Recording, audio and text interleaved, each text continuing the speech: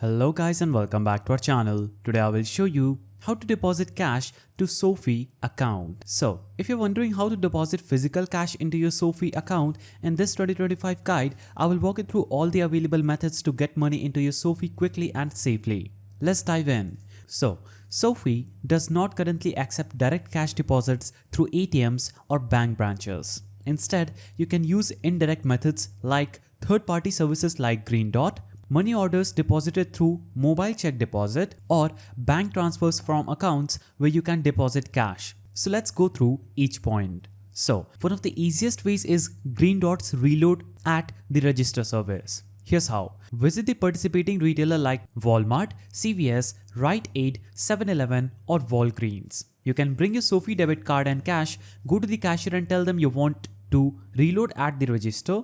Then swipe your SoFi debit card and hand over the cash you want to deposit. A reload fee, usually around 4.95, may apply.